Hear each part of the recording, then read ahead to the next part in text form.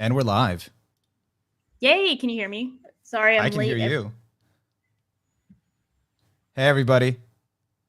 Hey, guys, how you doing? Sorry for the wait. Yeah, this is my bad. I did some Chainsaw Man pacing getting ready. Thanks for sticking around if you're still patiently waiting in the chat. Trying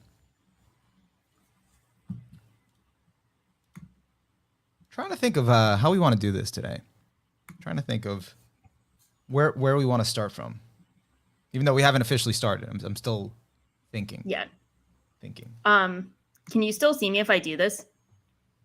Yeah. I can see you. I don't know what you're doing, but I can see you. So you can see my screen. I can see just you. I don't see your screen. Cool. Okay. Because I had the blur on, and I think it was giving me no. I was lagging hard. Okay. No, you're good. Drax says best season by far of the year, which is what I've heard is the common sentiment. He's watching 12 shows, enjoying 10 of them.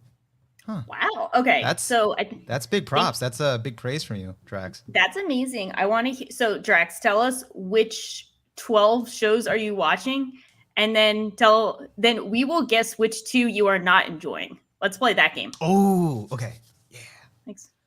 Hello, Ghost. What's up, Subject. Ghost? Moon Dweller. Moon Dweller says DIY is gonna sweep and Bocchi's gonna sweep.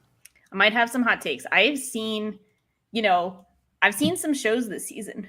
I've seen some shows. I've seen mostly the same. Except if you snuck in 1 or 2 today, then yeah, I didn't see those. I didn't actually watch anything beyond what we spoke about. Yeah, I've seen some shows. I have some thoughts and feel. I do have a request for the chat for this live stream. I don't know if I should wait till more people come on. Maybe I'll wait, but I do have a request. I need you to do something. Me or Chad? No, Chad. Okay, yeah, Chad, you guys get homework this time around. Yeah, we got homework for the whole live stream. Okay, Amethyst has 26 shows, still missing 1 to try. That's crazy. Isn't that all of the currently airing shows? Isn't it like it might be? Okay, but what's the 1? Like, what's the 1 to try? And are you missing it because you just haven't gotten to it, or you're just not interested? Yeah. Which one's Peter Grill? Oh, that's a sequel to I actually know this one. That is a sequel to a isekai comedy series that's like a short. So I actually saw some of the original one, and it's actually kind of funny. I was going to stick with it, but I kind of lost track. So it wasn't really because the show was bad. I just lost track of it. But that one is kind of funny. It's like, I don't know how to describe it. It's not like Konosuba, but it's kind of along those lines more than other series. Okay. Cool Danchi says Amethyst. Oh, sorry. Cool Danchi. Okay, Drax, did you just tell us the ones you're not enjoying and ruin the point of us speculating which ones you're not enjoying, or did you just start listing them? Mob Psycho. Class Fact comes in with what he's watching. Should I tweet that we're live? I will tweet that. I'm doing it. Well, I'm doing it too. Ooh. What are you gonna do? I will gas that up. Did you guys know that Onimaru is kind of a celebrity? Like, I don't know if you guys knew this, but I think this is the first time on air we can talk about how exciting it is that the Edgerunners creator tweeted out his video on Edgerunners. Yeah. Can we talk about that? How cool that is? It was really cool. I didn't know who he was before he tweeted it, but I'm sure most people didn't, because I feel like that's his first credit as a showrunner. Yeah. So I looked it up and I was like, oh. That's yeah, it was cool. It was surreal. I think that's really cool. And also, if you haven't checked out Onimaru's video on Edgerunners, it's very good. It's not exactly a 1-to-1 for our podcast. It's you added a lot of really cool insight and context on your thoughts. And I really like your intro with the washing machine. That's the coolest thing I've seen. I was getting gassed up. Yo, I was so excited for that intro. At one point, I'm trying to finish the video, and I'm just I'm so tired. I haven't slept. I just need to do this video for that fucking washing machine. Okay, Drax just started listing. We got time. So But okay, yeah, cool. it was cool. I don't know what else I have to say about that. Yeah, it was cool. That was really cool. So if you haven't checked out his video, I really do recommend it because I know what's people, cool about it. So what's cool about it is like when you make an analysis, like you have no fucking idea. Like you have your interpretation, but like there's in the back of your head you're like, but this could be wrong. But then when the showrunner watches it, it's like you get that validation of like, okay, I might be on the right track. Yeah, and that's great validation. Shout out to Liar Game. Hasn't showered since October 8th. This is actually his follow-up to his hasn't showered since October 4th, which was the first comment on this video. Oh, thank you. So I tweeted about it like an hour ago. I love that for you. Yeah. So we have ClassFock who's watching the Berserk Memorial Edition for the new scenes and potential post Golden Age adaptation. So that's kind of cool. They took the Berserk movies and they turned it into a TV adaptation.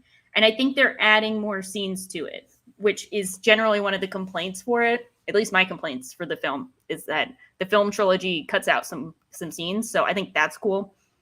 Just to know. Like, I don't think many people are talking about it because I guess if you're a Berserk fan, you've probably seen it already. But if you have not seen it, then that's something that's out. So it's the movie. It's like the movie. It's like what they did with, I think, with like Demon Slayer, how they had the movie and then they turned it into like they like adapted it into a TV show. I think that's what they're doing. Okay.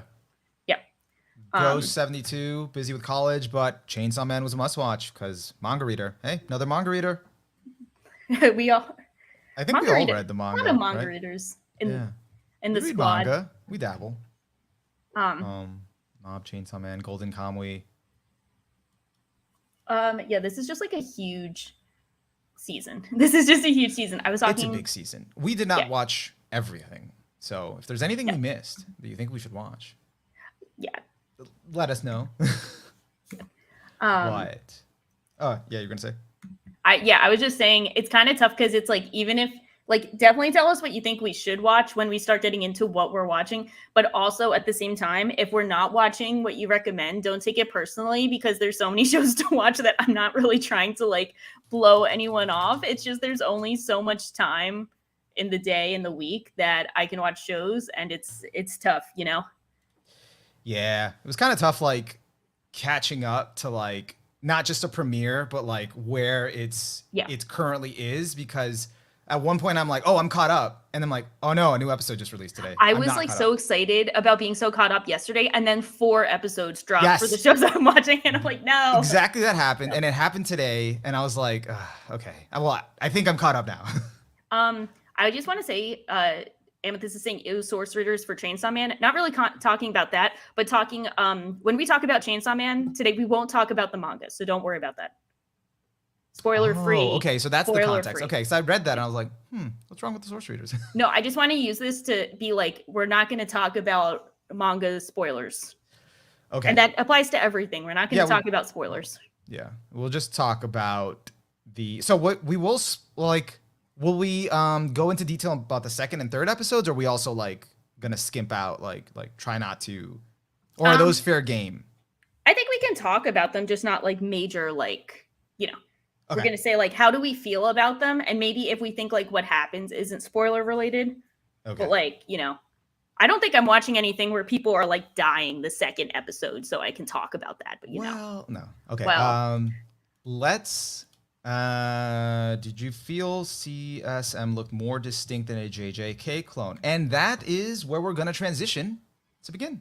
Okay. Good start. Talk about that during, when we get to it. So, where is this intro? Hold on. Oh, there it is.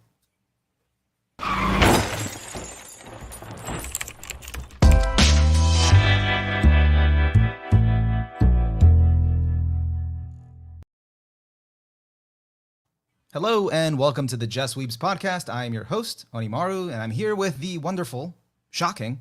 Hey guys. And we're excited to officially finally get to talk about this insane fall 2022 anime season. Like legit, it is so packed. We were just talking about it a few minutes ago, well, a few seconds ago. But now we're going to really get into it.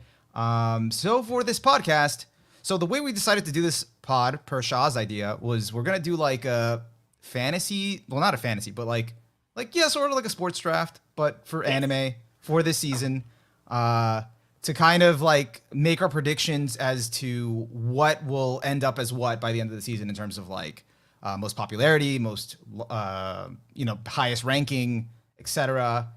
But with that, and we'll kind of reveal that at the end. So we're gonna go talk about each show, and then we'll say that at the end, like what our predictions are. But I have a to-do for the chat. With that in mind, I'm gonna reveal the categories, and I would like the chat to sort of, based on everything you've watched, because I don't think we watched that. We definitely did not watch everything.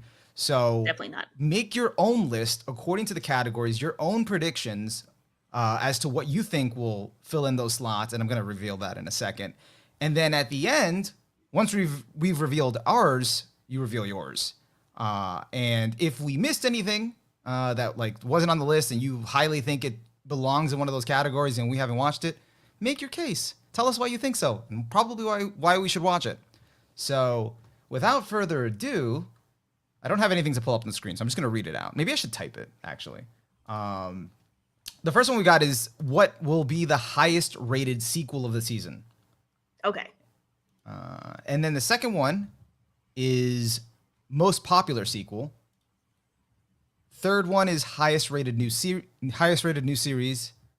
Then followed by most popular new series, and then finally the wild card series that will surprise people. Okay. Yeah, it's probably better if I type this out. Yeah. We type it out and then like just share a notepad. Yeah, just like, here you go. Fill this out. This is the template. Reveal at the end. So this one gets interesting because, sequels, you generally kind of have an idea, but there's so many sequels that are going on and so many conflicting takes that could be highly rated, because, I think Chainsaw Man seems like... This one was tough. Chainsaw Man seems like the obvious pick for so many. Like, that's probably going to sweep a lot, but... I had a hard time just finding that variety. I think I managed it, but I also fell victim to it at the same time. So yeah. But Chainsaw Man is also so at the top so much that it can fall victim to, people just like hating on it for being so popular or just genuinely not liking it. But so Chainsaw Man is like in that weird spot.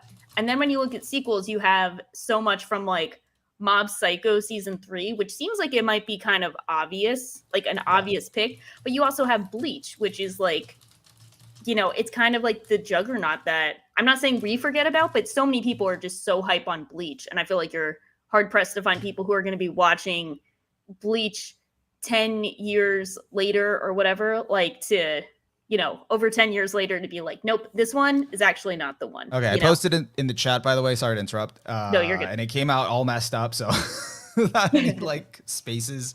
So, but those are the categories. Maybe I have to send that out better. But yeah, Bleach is like, it's a juggernaut, so it's like it kind of feels obvious that it might get a lot of traction. But it's like tough at the same time because like at the end of the day, these predictions are just for like what the audience is going to pick. Doesn't mean that there's like not a lot to like here. There's actually a lot of good stuff. It's just like when you try to think of like the wide audience and what's going to end up like being the one above all, it's like, okay, it can only come down to like these few choices. Doesn't mean it'll be our personal favorite. So yeah, for sure. And we can talk about our personal favorites too, because I think my personal favorites will not line up with how Mal reads things, which is a first. Guys, if those categories are too confusing, let me know before I get further along so I can try to retype them. But if not, it's all good. Yeah. All right. So my next question is, where should we start? Should we leave sequels last and just start with new series, or sequels first? Or should we just get right to the meat of it and talk about Chainsaw Man? Should we just rip the Band-Aid off and talk about Chainsaw Man? Yeah, I feel like everybody's here is like, okay, come on.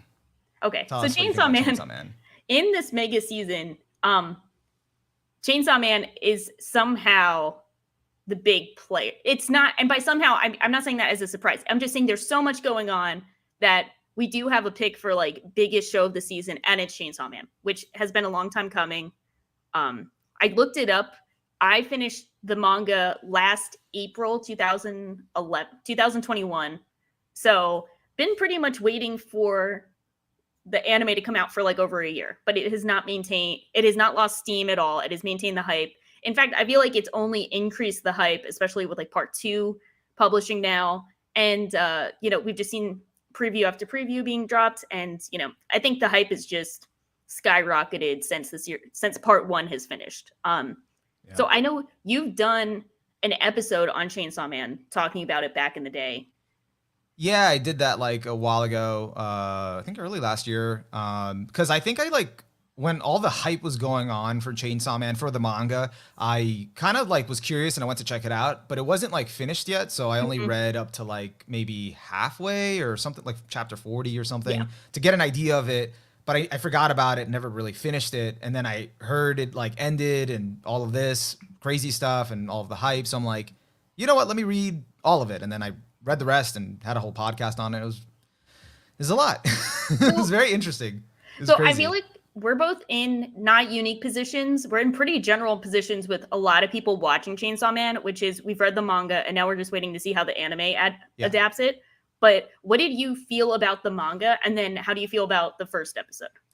I feel like going on the unique position thing, I think it's interesting because it's like we're viewing the first episode from 2 lenses. So it's like, while you might not be surprised by anything, you could get how like someone who hasn't read the manga would be like, oh, this is crazy. In regards to the first so how do I feel about the manga? I thought the manga was really good. It's very, very unique and has some like wild panels and like things that like you wouldn't see in any other manga. And I don't say that lightly. It's like Chainsaw Man, like it would expect you to believe from its art. It's like a beast of its own. Yeah. And I didn't think it would live up to that. And as I'm going through it, there's like a big stretch of like 10 chapters towards the end where you hear like you're not even gonna know what the fuck is going on. And I really felt that. I was like, I don't know what I'm reading. And it wasn't bad. It was just a trip. But by the end of it, I felt like pretty satisfied with it, and like the themes and everything was like very like consistent with like the characters and everything that kind of happened. I'm trying not to get specific.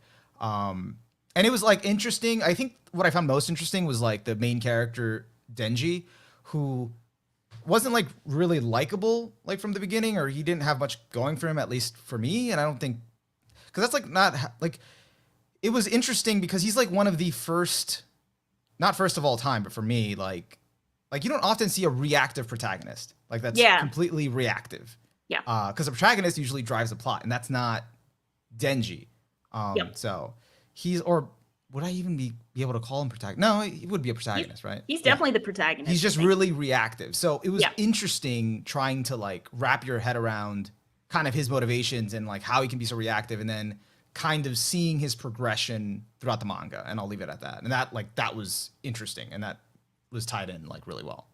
What do you think, Shaw? I agree. I think that's a really good way of putting it, because I think, I saw a certain panel being posted on Twitter, and that's what got me to go back and read Chainsaw Man. And it's a very easy, quick read. And I think your point about how it's a unique experience, I think we can't really state that lightly. Like, don't look at that lightly, because something that I've noticed a lot, especially in like battle shonen discourse, is that like whenever a new series comes out, people are always trying to find a way to explain why does this series stand out from other series. And a lot of times I think people end up kind of grasping at straws, trying to describe how unique or different it is. And then when you get into the depth of like, you get into the weeds of it, it's like, it's not really that different from other series. You just happen to like how it's executed more than others. Yeah. And this applies to a lot of my favorites too. So I'm not just saying this to like slander certain series. I'm saying this applies to a lot of series.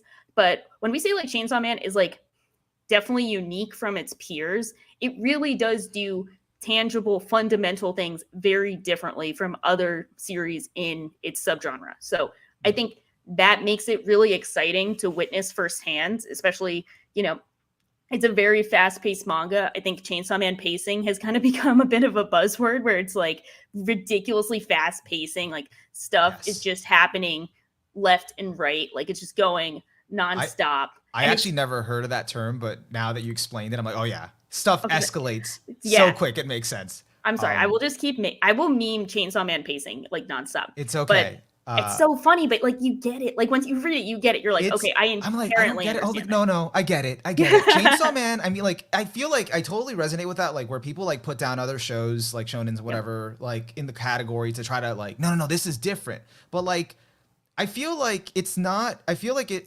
Chainsaw Man's just unhinged, and like, I feel like when you read it, you'll get it. Like, it's unhinged. Yeah. And I think like that's what makes it different. It's not like I'm saying like it's better because it's unique. I'm like Chainsaw Man is just different because it's like really unhinged and the stakes are very fucking real because of the pacing and the like anything goes kind of like about like kind of nature to it. Yeah, and to your point, I don't know if I think Chainsaw Man being unique is both like a pro and a con. Like I could see people loving Chainsaw Man for the exact same reasons people hate Chainsaw Man and vice versa. Like I think it's just, you know, it exists kind of differently from other series. And it's cool to witness at the very least. So I think the original part 1 is very good. I don't think it's like a great masterpiece type of series. I think because of the Chainsaw Man pacing and because of the reactive nature of so many elements, like I think I didn't get connected to a lot of the characters. I think there are 2 that I really like. Aki and Makima are like my 2 favorite, but I think a lot of the characters were just kind of like, you know, they existed and served their purpose, but I wasn't super behind them. I can see liking Denji a lot more at the end of the series and moving forward. Yeah. So I am definitely like, he's growing on me a lot and I respect his character and his purpose. I see a lot of people misconstruing his character and I'm not like super fond of how they describe his character, even though he's not like a high favorite for me.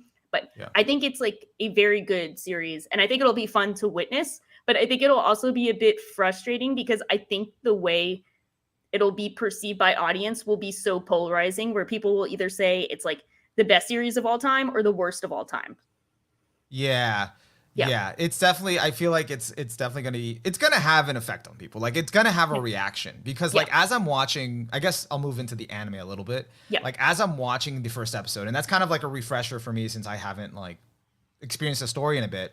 Yeah. And I'm like watching it and I'm just like, oh yeah, Chainsaw Man is crazy like this. Like, I just forgot like how, I don't know if dark is the right word it can get, but like just certain things that are just like, this kind of like, I don't know what the word is. Maybe bleak, dark. Gritty. But... Amethyst described it as like the first episode felt like a B-movie zombie slasher film. And I think that's pretty accurate. That's how the first episode feels. And I think some of the subsequent episodes can feel like that too. Well, for me, it wasn't even like the action set piece at the end with killing the zombies. Yeah, like that was crazy. And that was like the big draw of the episode and all that. But I meant like the little things that were like Denji just swallowing a cigarette, even though he didn't. You know, or like they were just like, hey, you know, if you don't give us the debt, you know, we're just gonna chop you up. And it's like, this is all just like matter of fact. It's like, hey, you know, and that's like the vibe the whole show kind of has.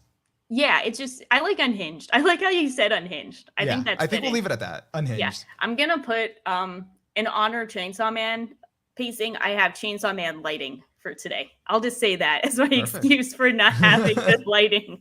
That's it. Gotta fit the vibe. Yeah, I think overall. Oh, so it's kind of funny. I wanted to see if my husband would like Chainsaw Man because I'm like, yo, this is gonna be the next big thing. We're gonna see this everywhere. This is gonna be huge. And he's not really into that. Like you're witnessing history. That's what I'm saying. I'm like, this is history in the making. You don't understand. And I showed him the first episode. He got literally 3 minutes in. He's like, okay, I'm done. The dog has a chainsaw coming out of him. He's got the stupid teeth. I'm done. And I'm like, you know what? Fair enough. I respect that. Yeah, like, it's not his vibe anyway. But at least he knows. Like, you know, it's funny that you mentioned that. So as I was mentioning that, like the unhinged parts of like I was remembering that in the first episode. The reason I started also thinking that is because I chose to watch it with my wife. I was like, let me put something on. I'm like, oh, I have to watch this. Let me put it on. I want to check out the episode. And as I'm like watching this stuff unfold, I'm like, yeah, this isn't her vibe. Yeah. Like, why am I watching this with her? And then by the end, she just didn't say anything. We watched the whole thing. She didn't say anything. Like, okay, it was all right. Our significant others, the true anime critics, they're the true ones. They're just like, no. I'll watch anything pretty much. Yeah. Unless it's like, I don't know, completely like boring or something. I don't know. Like if it doesn't draw me in, then that's where I'm We'll get to that. That's another part of the season that I'll get to. Oh, throwing shade early on. So I gotta do it. But yeah, I think it's kind of way too soon to tell. I mean, I think the anime looks good. I think they've done a good job with episode 1, but we're also only on episode 1. So I'll say it's a good start, but we have a lot left to go. Yeah. I mean, I wasn't like blown away. I felt like it was sort of like, the word functional. Like it just did its job. Yeah. Like it adapted the show. It wasn't bad. It wasn't like amazing. It was, it did the job. And that's exactly how I feel. Like on the nose. Yeah. And like I'm not going to rag on this. I think this might be something I need to just get used to, or it's just if you had an issue with it, you have to get used to it kind of as you watch it. Or if you didn't have a problem with it, you're fine. But the style choice for the show, I know it's not like CG or not all of it is CG. Like obviously the chainsaw man, like you can't animate chainsaws like that and not have it be CG. That's fine. But like certain scenes were like in just the real world, like Denji's just walking or being out, like something with the style of the characters matching with I guess it's like a photorealistic or semi-photorealistic background. Something about it is jarring for me. And it reminds me of like the JJK ending 2, which was like this photorealistic, like beach, like backdrop ending, which was really cool as an ending. Yeah. But not as a whole show. So I don't know. I think that's maybe something that once I keep watching more, I'll get used to it. Although I did hear someone that's a manga reader mention that they were disappointed that like that style might be like too clean or doesn't capture like the crazy like line work and stuff of like the manga. So the roughness of the lines in the manga. That's something I've had with other series too, where it has a very rough art style and they don't really capture it as well. I think I'm also in the camp where I think it looks good, but I don't think I'm like mind blown by the visuals. Like I think it just looks good and serviceable, but I can definitely see your gripe. I don't know if I noticed, but sometimes it does feel like it's like a bit much. If you don't mind, I actually have an example. Go for it. I won't take long, I swear. Go for it. It's our podcast. Is it? No. I think it is. I think so. Chat, is this? Are we allowed? Are we allowed to do this? I'm gonna share. Let me know if it's too small, guys. If it ever loads. If it loads. Oh, what are you doing? Why isn't this loading? Okay. Well, that didn't work. Let me share. Look at our chainsaw man in the background, though. Look at this cool thumbnail, guys. Thank you. Thank you. I like the thumbnail. Thank you. In the meantime, I'm gonna bring up the question we had before. Do you feel like Chainsaw Man looked more distinct than a Jujutsu Kaisen clone? I think they look similar but different enough. Yeah, I feel like it looks like it has the JJK vibe in terms of like the ending and stuff like that, but it didn't look like the actual show. If that makes sense. I think they look. I would say it's kind of like okay. I see what you mean. So like if we're thank you, StreamYard. If we're looking here, it's like, you know how Pochita and he look like, I don't know, like just the hard lines and just shaded. And like this whole background, like no, like no lines at all. It's just kind of like this sort of painterly, like sort of photorealistic. It's not even photorealistic, but it just, something about it makes them like pop way more. And it kind of throws me off. I think it looks kind of cool, but I definitely see what you mean. I mean, it looks cool freeze framed, but like when you're seeing it in motion, and I don't think I've pinpointed it yet, but no, I know what you mean though. I see what you mean. Throws me off because they kind of like feel like they don't belong on the background. Another example I think of that is when like you juxtapose like anime characters onto like real life backgrounds, which is like a cool effect, but if you see it the whole time, it's kind of like the Rent-A-Girlfriend writer who is like drawing pictures. Yes, actually, better example. I mean, this was cool in the opening of it. Remember Zara Zanmai? Yeah. Or the ED. Oh, the ending. Yeah, the ending. Yeah, I love where they're that like juxtaposed against like real life backgrounds of like Tokyo or whatever, and like it was cool for like the opening and ending, but like that feeling for the whole time, it's kind of like jarring. I will also say, I think they did a really good job with nailing the emotional beats of his backstory with Pochika. I'm not sure if I'm saying that right. Because I mean, when I read the manga, I just remember it was like a very fast-paced first chapter. And I was like, oh yeah, this is cute. But like, I think they did a good job with the emotional beats, and I think they'll continue to do a good job with pacing the emotional elements of the story, so they hit a bit more than the manga. So I think I'm gonna give that the edge to the anime on that one. Yeah, that was good. I think they add like a few additional flashback scenes. I don't recall, or like no, something. I think the same I don't stuff. know. They might have. It was good though. Yeah. Tom has a cool comment. I was hoping for a more out there experience. TBH, it feels very safe, which Chainsaw Man never has never been. I think I would have genuinely preferred for it to be offensive rather than inoffensive, and I think that makes a lot of sense too. Yeah, I agree. I agree with that sentiment. Because then it would have been like more polarizing. Yeah, make it more crazy. Come on, go more unhinged. Live up to your name. Another manga reader, Ghost, chimes in. He or she was satisfied with the first episode. Felt like very movie-like quality, which I could see.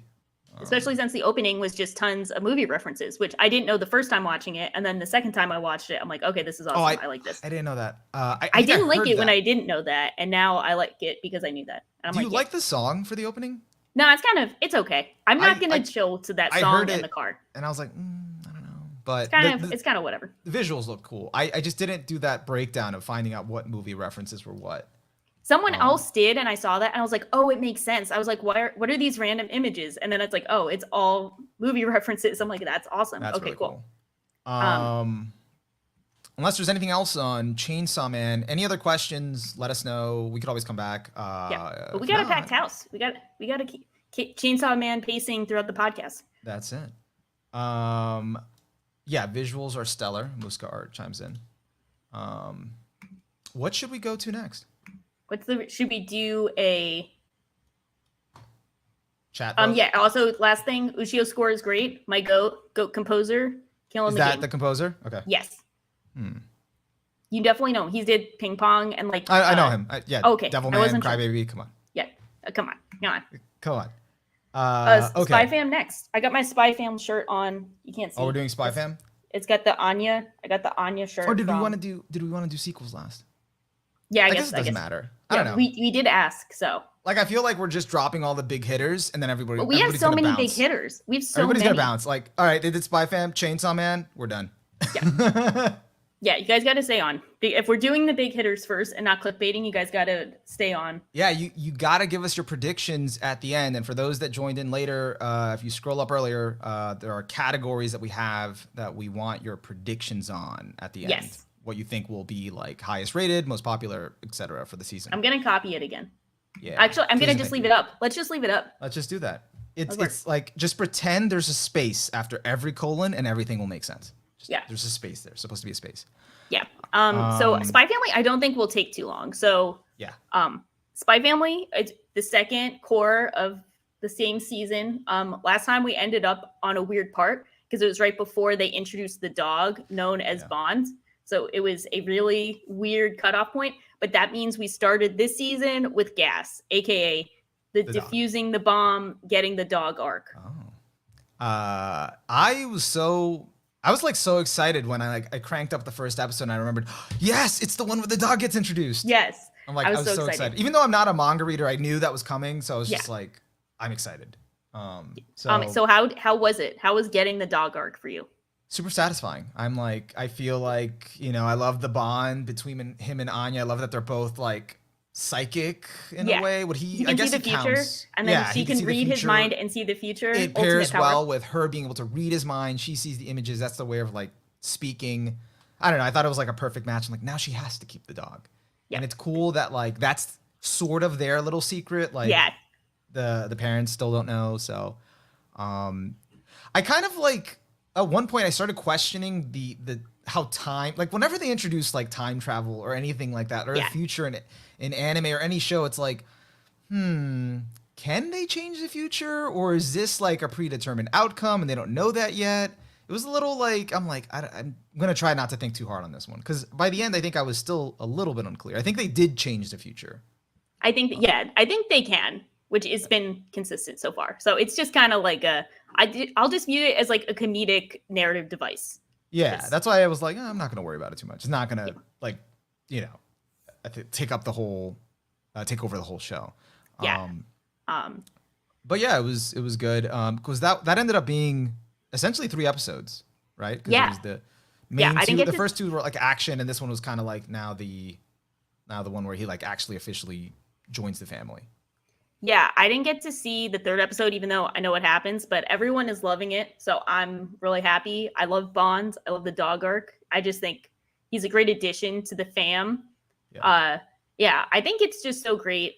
Amethyst has this comment that I agree with. Spy Family is such a special anime, one of the most accessible anime that hits so many notes that I've seen from an airing anime. Love all the positive reception for it, and I completely agree because I think it's one of those series that I see a lot of people being like, oh, it's really basic. It's really like, it's really standard, kind of calling it generic. And I'm like, bruh, I wish, give me all of the Spy Family like shows and I will watch them because I just want more cool spy adventures, fun family adventures. I'm just here for everything it's doing. And I think it's rare to see a show hit those high notes so consistently. Yeah, I feel like I guess people because it's I don't know, like rated so highly and everyone's like talking about it, they kind of expect something a little bit more plot driven or serious where I think Spy Family at the end of the day is still gonna like it's gonna have its high stakes like arcs like this one just now where they gotta save, you know, the country, but like that's not the main draw. It's still gonna go back to its roots of being like a slice of life comedy that's in like different, like it's novel because it's between like this concept, this premise around like a spy family. Anya can spy on people's thoughts. Lloyd is an actual spy. Yeah. I think an assassin counts as a spy. I don't know, maybe a subclass, but they kind of do some recon, you know, and they're all like lying to each other. So I would overall, it's got that dog in him out of 10. Yeah, it's got a cool dog.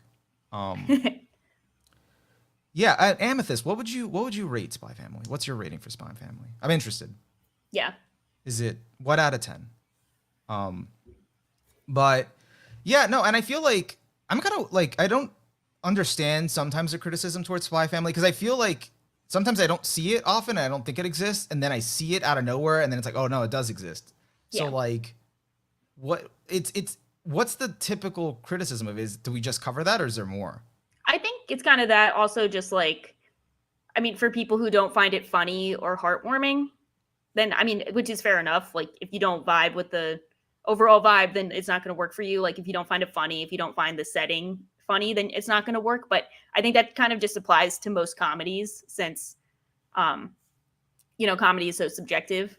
But yeah, I think it works. Yeah, like for me, it's not laugh out loud funny. Like there's definitely moments where I'll chuckle, but like it's more on the wholesome side, side of the spectrum, and the heartwarming side of the spectrum than like dying of laughter. Yeah, and that's definitely a difference from the anime to manga, where I think the anime makes it a bit more wholesome than the manga is still wholesome, but the manga I've laughed out loud. In like a previous pod, it's something about you said it's like the pacing. The pacing is different in the manga, where it's like quick, and that makes it funnier. Yeah, it's quick. Yeah, I think the quicker pacing makes it funnier, but doesn't emphasize as much the like, oh, wholesome, you know, which it does. It is also wholesome. I just think it's a bit funnier in the manga and a bit more wholesome in the anime. Yeah. And relating to Amethyst, she said 9 out of 10 should be anime of the year from her. And that's cool to see because I feel like a lot of times people will say that and they'll be like, well, how many shows have you seen? And we know Amethyst is watching like 26 shows this season. So good on her. I just hate children and families enjoy. It's like, well, it just sometimes it be like that. If you do hate those things, you will not enjoy Spy Family. Will not enjoy the dog in them. Also, really great opening. I think it's really awesome, and it makes me nostalgic and love family. The opening is good. It's really good. I especially how like the few scenes where it's like in Lloyd's perspective, and then someone said like it's Lloyd's treasure, they're his treasure, and which you see in the latest episode. I was like, oh, that's nice. It's so cute. I love them. Falling in love with family.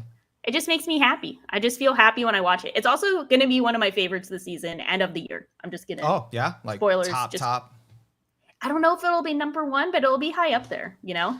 Yeah, I feel like it's been pretty consistent. You know, I feel like it hasn't like dipped. It's just, you know, as you get more of it, it's pretty good. And obviously the new addition of Bond, the dog, and all that stuff, just, you know, leaves for more crazy hijinks. So and that works. Yeah, I don't have much more to say on it because it's like it's pretty consistent with like the first part. So if like besides the dog, like you're kind of still getting like, you know, the wholesome goodness. I agree. Let's do a new show. You get to pick. You asked chat last time. You picked this one. Sure. Because we have not like interfaced at all about like the new shows or what we've watched. So it's Chainsaw Man counts technically. That's true. It's but we not read the new to manga us, for it, but that's like it's not uncharted territory like these other shows. It's slightly charted. I don't know if I want to do this one yet. Hold on. Okay. Which one is it? Which one are you thinking? Let me guess. I don't know. I feel like because I'm like under the rock with a few of these. Like living under a rock. Like I don't know what the consensus is on it. I just kind of have my own thoughts. Do I come with a hot take? A quick hot take? Sure. Okay, so I know Chad is talking about it now. I started Do It Yourself yesterday, and that's gonna have to be a drop for me, fam. I can't do it. So I started Do It Yourself because I saw some of the clips ahead of time. It looks like it has like a really cool aesthetic. I think the like kind of muted color palette and the art style is really cool. The like animation's really good. But I started it and I think it's just too subdued for me. Like when they move from scene to scene, I'm just like, I can't handle it. And I say this as someone who's one of the other shows of the season, which is more of a slice of life, is going to be one of my favorites of the season. So this is not a slice of life knock. It's not a knock against slower paced series. I just cannot vibe with the first episode. And because I'm enjoying so many things this season, I think it really highlighted just how much I was not vibing with what the first episode had in store.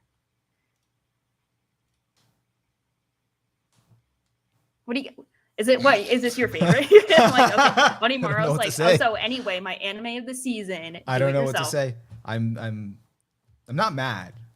I'm disappointed. No, I'm just kidding. No, let's break it down. Like, I'm actually curious. Let's just start with the first, like, because you only watched the first episode. You already knew, hey, I'm not feeling this. Go ahead. Sorry. Yeah, I was getting like halfway through the first episode. I'm like, I don't think this is going to work. And then I finished the first episode and I'm like, nah, I just can't do it. Okay. And Amethyst brought it up too. I don't like the main character of Do It Yourself. I think that was what was like cementing this is not going to work for me. Amethyst got me. She felt like how do I word this? She's an airhead, which is fine. She felt like an extremely exaggerated version of Yui from K-On! Yeah, and I love Yui from K-On! I do too, but it just felt like too much. Yeah. But I don't want to get into that yet. Those are my thoughts.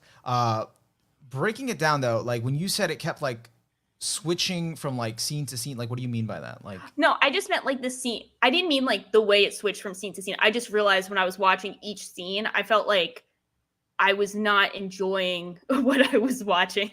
Like it would go from so they start off with the main character who has her like tsundere kind of interaction with her neighbor, and like her neighbor's kind of being a dick because like she didn't try hard to get into the like really good school, and then like I realized it was just like really grating those types of like kind of just being an asshole to people under the guise of being like a tsundere about like being upset that they're not going to the same school, I'm presuming. And then she's just kind of being like a pushover klutz airhead. And I was like, and I realized I'm kind of like, I do not vibe with anything going on in this scene. Like I'm not vibing with the person being an asshole, and I'm not vibing with the person being an airhead just about not it. Even like reading what she's saying, like just being completely dense. Yeah. Because she wasn't like, she was just sort of like not even getting where the other girl was coming from.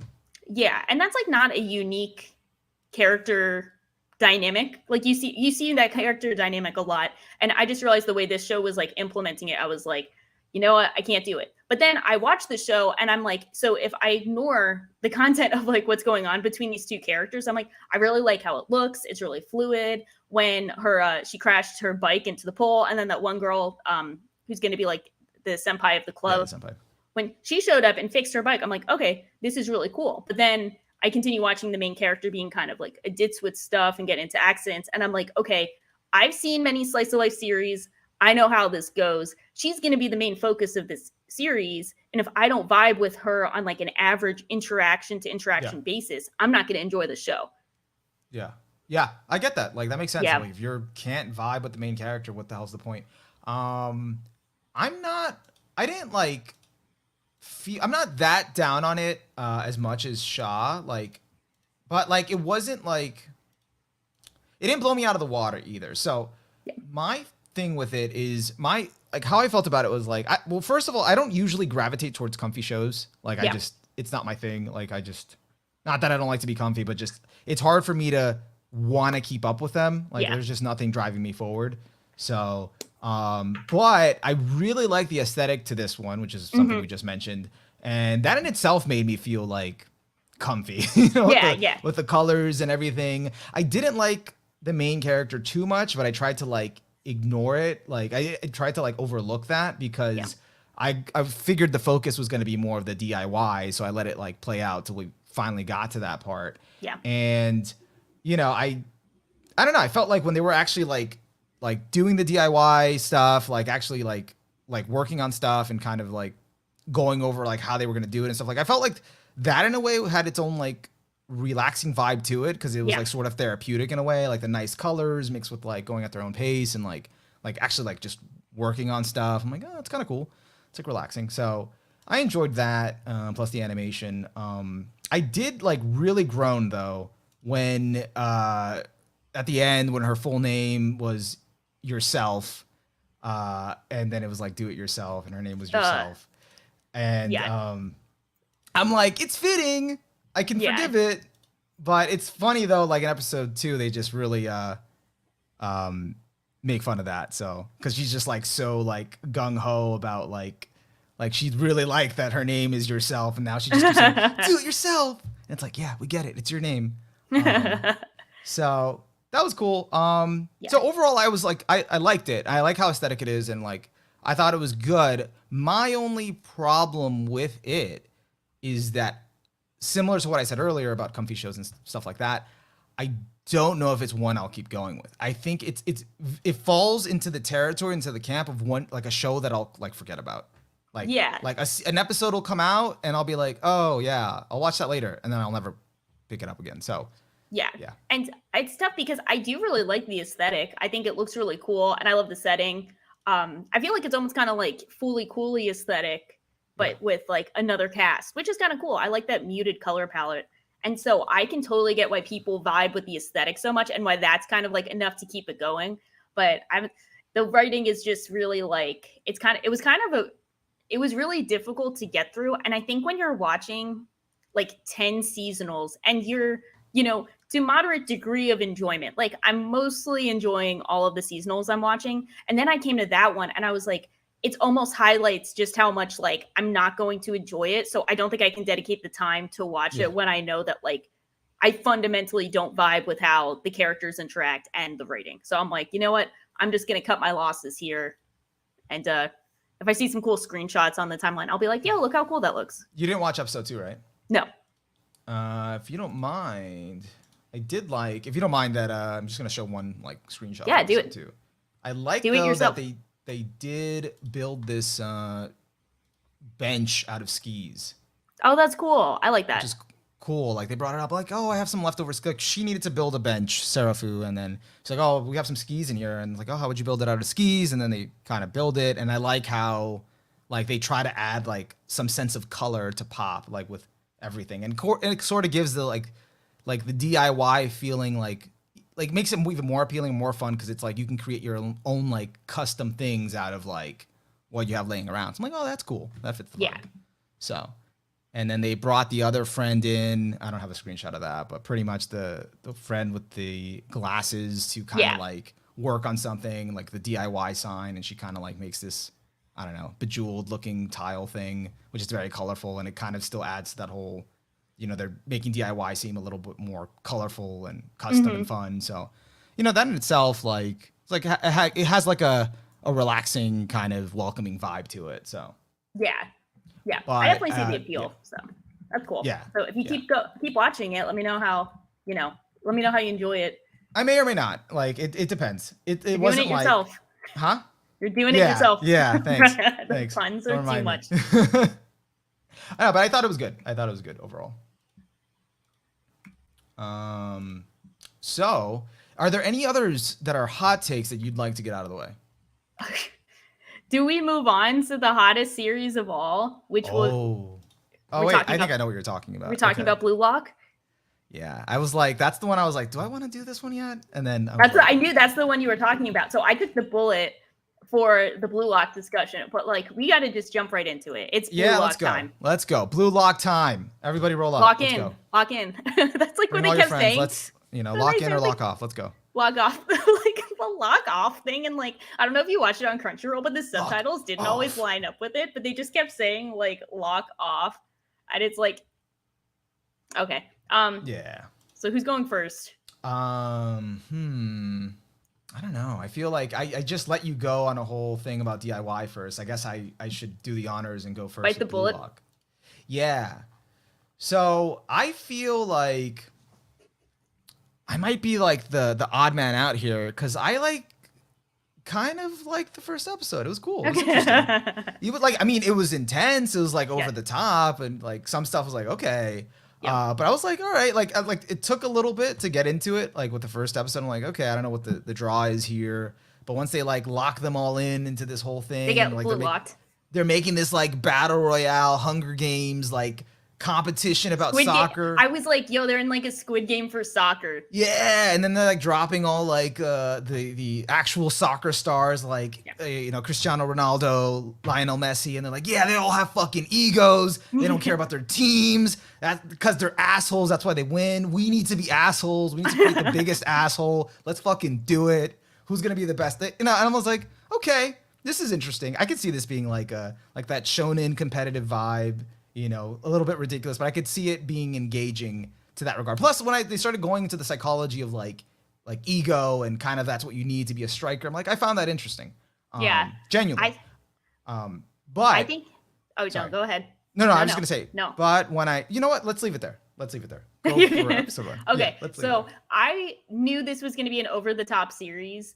I had seen so many meme manga panels from the beginning of Blue Lock's inception that I have like them memorized. I have the I'm wasn't the king. I have all of this on lock. I'm going to say lock as much as possible. So I've got them on lock, but I think Blue Lock is going to teach me a lot about myself in terms of why I like certain things that are similar to Blue Lock, but don't actually like Blue Lock. So starting off with Kuroko no Basket is going to be probably like the obvious point of comparison because they're both like very over the top in presentation. So like, Kuroko no Basket, basketball, but it has like over the top superpowers, quote unquote, for characters where it's like you have the Generation of Miracles, which are 5 basketball players in this like Japanese high school level who are so much better than everyone else around them that it feels like they have superpowers from like, you could shoot the ball at any part of the court, or like this one guy just like scores ridiculously. Like, they have, there's more detail to them. But I think what makes something like Kuroko no Basket work for me is the emotional core of the series is still pretty grounded in like celebrating basketball and like what they like about basketball and teamwork. And like, it kind of brings you together where it's like the presentation is over the top, but the emotional thematic core is grounded. Blue Lock is more of like a death game, as we said, presented with soccer. So that's where I'm kind of like, okay, this is more like Mirai Nikki than Kuroko no Basket. I did get that vibe. And it's like you got the dude, like, and I think it's also in like how the character designs are presented. Like you got the main Blue Lock guy who's like game master. Ego. He's presented in the most like Danganronpa way possible of like, I will kill you guys, but like you're not actually getting killed. You're just getting like, injured or whatever. So his presentation is just so like over the top edgy that it's kind of funny. So like I'm finding Blue Lock entertaining, but in like a negative way kind of. But I'm also, get to your credit for like episode 1, it went in like a completely opposite direction that I expected. Like I did not expect the guy they introduced as like his possible friend to just get yeeted the fuck out after the first episode. So that's what I liked. Yeah, that was what unexpected. I fucking liked because like So they're building that all up until that moment, and it felt like yeah, I didn't expect that at all. But I did when he was like gunning towards him, like the strongest guy or whatever. Yeah. I had a feeling the main character was gonna stop and not Yeah. hit him. They had that. Sorry, the weakest guy. He was not gonna hit the weakest guy. Yeah. But I didn't know logically in my brain how he could justify that after all of the buildup beforehand. Like, this is his dreams. This is like, you got to play with your ego. Like, how could he justify that besides like a lame cop out being like, oh, this is wrong, we shouldn't do this, after everything beforehand? And then the twist that's like, oh, we should just go after the strongest guy, was like, oh shit, I didn't even think about that. And then that was really good too, because it had built up this like sort of nice rapport between them. Even though this guy, like this other guy, doesn't really seem like he's probably all that genuine, but we'll go for that. Like, it built up this nice rapport, and then to have him be the one that he kicks out, and like you see that. Like, I'm sorry, I got to pull this up. Yeah. In the meantime, I think this is a good point that Tom had. The problem with Blue Lock is its author just doesn't fundamentally understand football. Sure, players need an ego, but football is one of the worst examples of the solo carry sports. It's so rooted in teamwork. And that's also probably something that I will have to like take others' word on, because I'm not like a super big football, soccer fan. So I wouldn't really like be locked out. He got locked out. Yeah, because it like he had like the nice like the Bishonen face the whole time, and then by the end they just give him this. And it just felt like in that moment it was just saying like his teamwork mentality is not cut out for here. He's like the complete opposite, and then it's like he was rejected at the end. I don't know. I thought that was really cool. And he also kind of like, it's definitely a spectacle. Like, I'm having fun watching Blue Lock, and I will continue watching it, but I'm gonna take a while to determine how I actually feel about it. He did kind of like feel like, oh, it felt like them kind of going hard on like it's all about ego and not teamwork. It feels like, oh, this is the opposite of Haikyuu, and this character might have fit well better in Haikyuu. He looks like a white-haired Oikawa. Yeah. It's so funny because they're just like, teamwork is bullshit. We need to get a psychopath out of here. And it's like, well, that's probably going to happen. They're kind of like radicalizing these like teenage soccer players to be the biggest assholes of all time. And it's really funny. It's just like, it does feel like Squid Game or Mirai Nikki, but with soccer. That's how I feel about it. Yeah. I mean, that part. Sorry, go ahead. No, you go ahead. I have a follow-up comment. No, I was just gonna say, like, the focus on the World Cup, because that's the only thing that I did like I raised an eyebrow to, or I had like a moment in my head where I'm like, I don't know if this is how soccer works. It does seem very team oriented. I feel like I don't know enough to call them out on this, so that's why I can like suspend my disbelief. But I'm pretty sure someone that knows is calling bullshit on this. But I'm like, all right, well, I don't know, so I'm cool with it. Yeah. But I still wasn't sure. I had that whole like uneasiness, like I don't know how logical this is. And I think it also made me realize that I think I hate gimmick characters. Like, I think like they introduce. Go off. I'm sorry. It's happening. So so like you see at the end of the first episode, you got the sleepy dude, like the soft-spoken sleepy dude, and then he wakes up and is naturally just like a psychopath. And then in the second episode, you have he's talking with the main character, and he's There's like, a monster inside I have a monster in me. And I took a screenshot of that. I'm going to spam that nonstop. That's going to be my personality this season, by the way. Okay. It's just like posting that screenshot. And like, I think it's not even the monster inside me part. Like, that's just kind of like funny. But I hate this, like, oh, he's just like always sleepy, and then he wakes up and he's a psychopath. I think I hate gimmick characters like that, where they have like a gimmick and that's just going to be their ongoing thing. I think I've determined that's something I haven't really fully realized until now, what I just see. You need to make a list of like just gimmick characters, and we just go down. We break them down. Yeah. It kind of reminds me of like Zenitsu, where he like falls asleep and that's when he can be badass. Like, what is like what's this weird sleepy bullshit? Hey, respect Zenitsu, please. respect the goat. I could see that. Like, he's not that like compelling. He's just sort of like, he just feels like he's there. The two quotes from Pele. So that's what I was questioning. I'm like, I recognize those soccer players. Did they actually say this? Like, I don't think they said it. They're just making shit up. This is like when I spread misinformation on the internet. Like, yeah.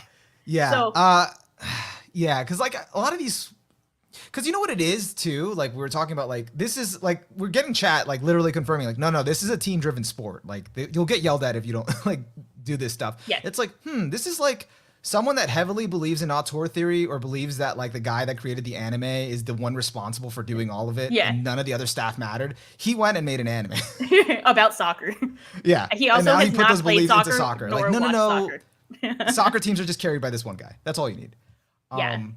So after the first episode, I was like intrigued. I'm like, this could be interesting. Kind of want to see where it goes, at least from an entertainment like level.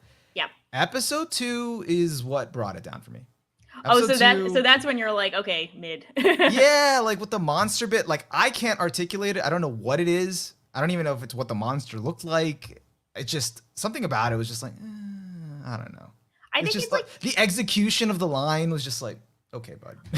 That's one of those funny things where I think that is just like such a hilarious scene, but I also get what they're going for, where he's kind of like, I have that killer instinct that when I'm playing the sport tells me to go like fucking ham. Like I get that, but it's presented in such a funny way. I understood it. I just felt like the delivery of it was just sort of, I don't know. It was just, it just didn't feel, it felt, I guess, really on the nose, I guess. Like, I don't know how else to word it. Like, it just This felt is going to be on the nose, though. I mean, yeah, it is that type of show. It's like, there's I want to monster highlight inside me. This comment. I don't really, Hamza Cisco, I don't really mind the lack of teamwork focus since every sport anime does that. Blue Lock takes an interesting direction that you might find controversial, but it's neither going for realism or cliche. I do want to say that, like, none of my gripes will be in how over the top it is, even if I find like the way in which it's over the top to be kind of like, if I find it kind of corny or something, that might be something else. But I'm not gonna criticize Blue Lock for being over the top because I enjoy many over the top series. I think it'll be if I can resonate with the emotional thematic core of the characters or the story in some way, then I can get behind it. But if I don't resonate with like the initial core of what it's going for, then it's just going to feel kind of like a hot mess. And to be fair, it'll take a time. I'm willing to wait and see how it develops and establishes itself. So what are you not resonating with at the moment? Is it's the characters, right? Or is it the whole concept? I mean, it's been 2 episodes. I didn't resonate with I don't resonate with most series after 2 episodes. So I'm willing to give it some time. I think it's just going to be like when we're in the match, which looks like it's going to be the next episode. We have the match between 2 of the weaker teams. It'll be interesting to see how they handle it, how the characters present themselves. Is the series more about like characters doing crazy shit, or is it going to be like characters doing crazy shit, but they have a cool reason or a cool like compelling reason behind why they play soccer, why they love soccer, or compelling reason behind why they do crazy shit in matches? So like a combination of everything. So you just need the reasons to be more grounded in reality. Or just something I'm like, yo, that's real. Like, that's like, that's some real shit. Versus just being intense for the sake of being intense. Yeah, because I don't think I vibe with just like edgy series that are spectacles for the sake of it. But if I can get behind, the reasons underneath all of the edginess, I'm down with it. That's essentially what I'm saying. Yeah. I think I was just drawn in by the concept because I think similar to this comment, it's just like, most sports shows are focused on teamwork, which they should be because there's, if it's a team sport, it's focused on the team.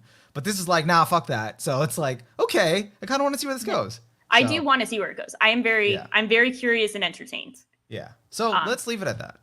Let's leave it at this. If they hit the fertilization scene, this will become the greatest anime of all time. I heard about and this. I agree. I finally found the panel because I don't want to Google context. Are there but girls my friend in this posted show? it. What? Are there girls in the show? Probably like in not. Manga? I don't think so. So it's probably just the one girl who's like, we're going to create the single most sociopathic soccer player in order to win the World Cup. Oh wait, no, there are women in this show. There was a woman in episode 2. She was the head of the council or something, and she was just like, "No, f all of this. we need to like overturn all of soccer as it is. I like the I There's do only- like the one thing when the like edgy guy running the place calls them diamonds in the rough, and I think it's probably like the most sarcastic delivery ever. I think that's so funny. He's like, "Hello, diamonds in the rough," and there's like 100 of them, and it's like, this is funny. I'm down. I think it's going to be a fun spectacle. Listen, you should have known the moment they introduced that guy, and his name was Ego. Oh yeah, it's done. Like it's just like it's ego, and it's all about cultivating ego. Okay. Yeah, I think it's going to be like. This will be the question is, will this be entertaining and good, or entertaining mid, or entertaining and bad? Which alignment we'll will this see show at be? the end of the season. Let's make we'll our find prediction. out. But I'm gonna be memeing the hell out of the show, and that will be worth it one way or another. Real quick, I did think this too. There are no girls in the show. LOL. They make feminine boys to make up for it though. Yeah. Yeah, I was like, huh, well, that's not pretty. Wait, that's so funny. There was like at one point, I'm like, is that a buff Bakugo? Well, they have literally Ichigo in this show. Did you see that? The guy who's on their fucking team, he might as well be Ichigo. Ichigo from Bleach. From Bleach. Bleach. Oh, you're right. They got the fucking Bleach MC in Blue Lock. That's how stacked the season is. We got Bleach twice.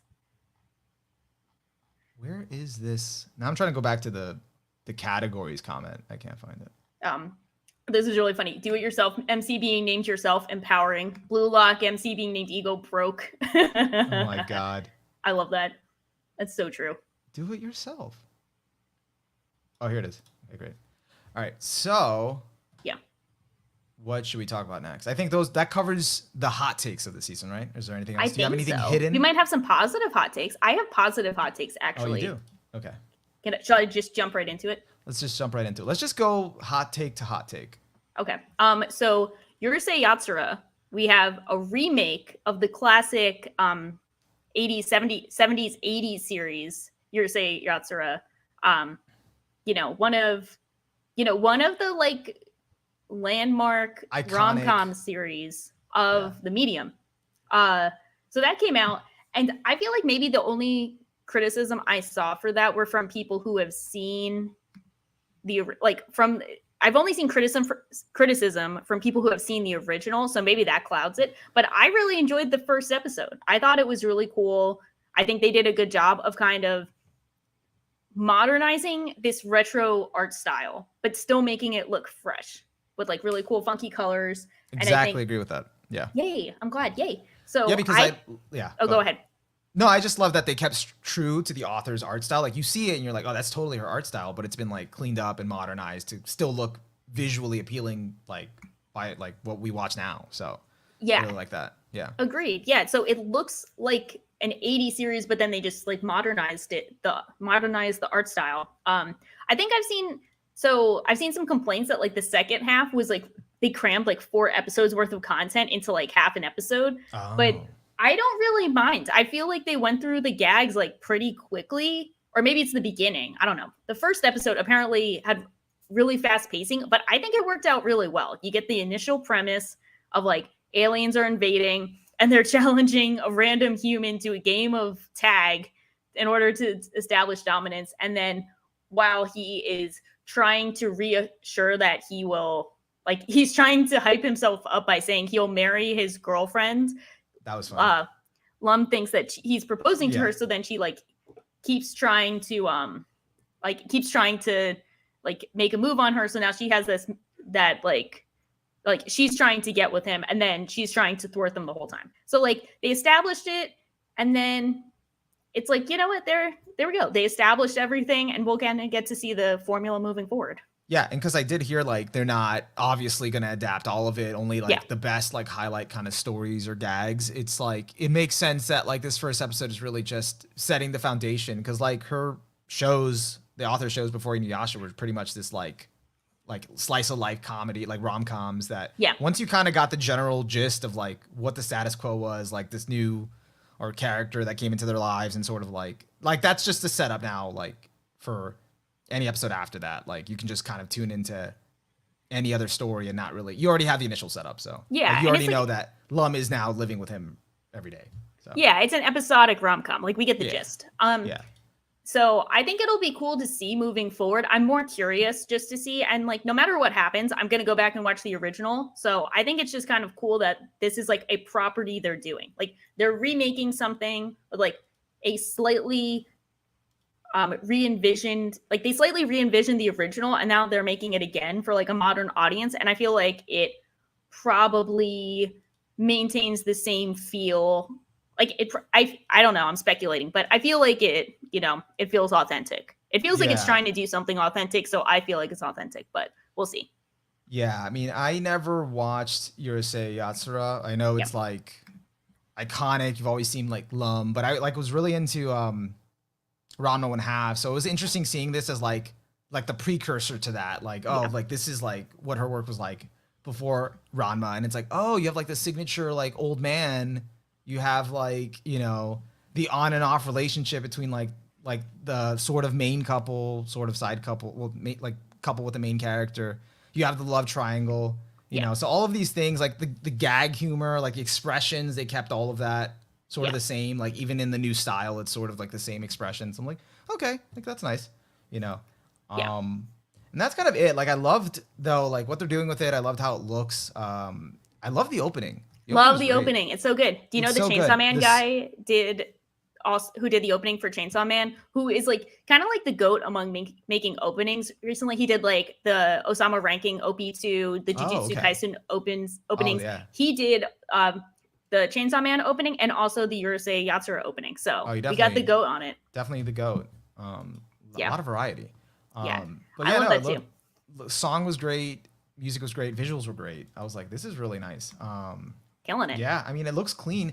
I don't know. The tough thing is like, I appreciate it. I liked it. I liked what it's doing animation wise. I don't know if I'll keep up with it. Like, that's the sad thing. Like, I'd watch it just to see like the treatment of like the episodes and how good it looks.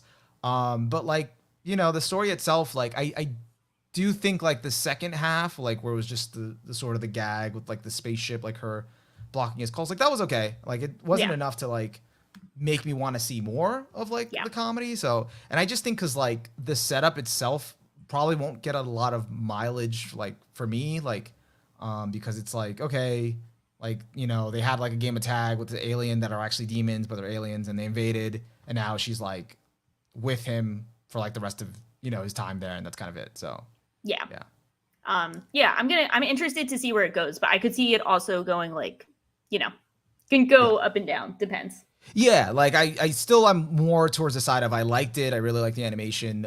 It was enjoyable. I didn't like really hate the characters because it's just like, I don't know. It felt like it just felt like the type of characters like it, that she writes. So yeah.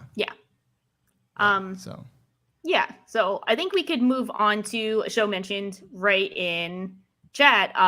Did you see the new Mobile Suit Gundam? I watched the new episode today. Oh damn, you're ahead of me. I'm behind on my episodes, but yeah, it came out today. I'm like, oh, I'm not caught up again. Okay, let me watch. So this is kind of cool. It's like one of the few, what I would say, like standalone Gundams I've heard. At least a new Gundam. I think the newest TV series Gundam since people can correct me if I'm wrong. I think it's the newest one since Iron Blood Orphans. Yes, actually, I was just talking about that. Because you're like, oh, Sunrise is back. What's the last one they did? Oh, Iron Blooded Orphans. Unless did Thunderbolt come out? I think that's a movie. It's a movie. Yep, and I love Thunderbolt. So really quick in chat, Drax, let us know, because I guess you read the Urusei Yatsura manga. I'm curious to see like how do you think the first episode handled the comedy, and what do you think is the difference? So curious to see what you think. But back to Gundam, Witch of Mercury. It was really cool to kind of get to check it out. First female protagonist, right? First female protagonist. I think so, yeah. It's kind of wild. That was like really interesting. Had a cool like a prologue, so like the prologue and then the main story. What did you think overall?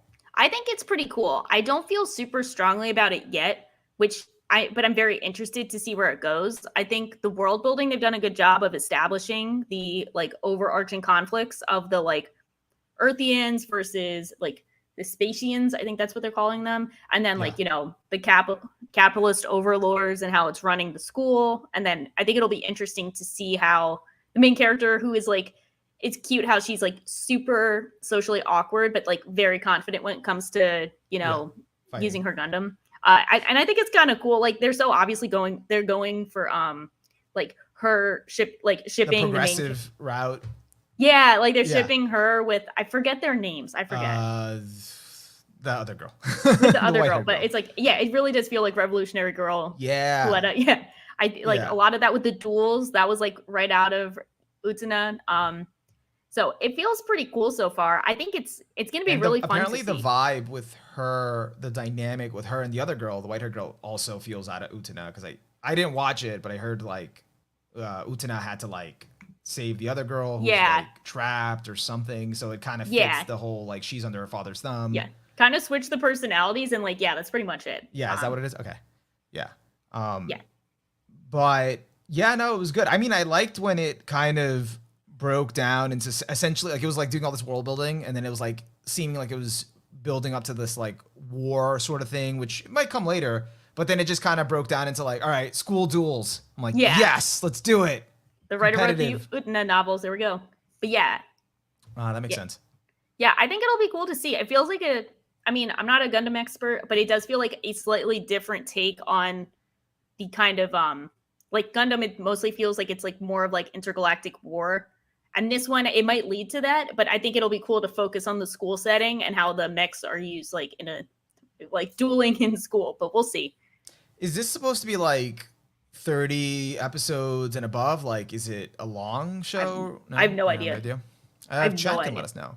But yeah, no, so far I'm like, I think I'm with you in the same boat. Like there's nothing yet to feel like super strongly about because like nothing has really kind of happened yet, but it's building up.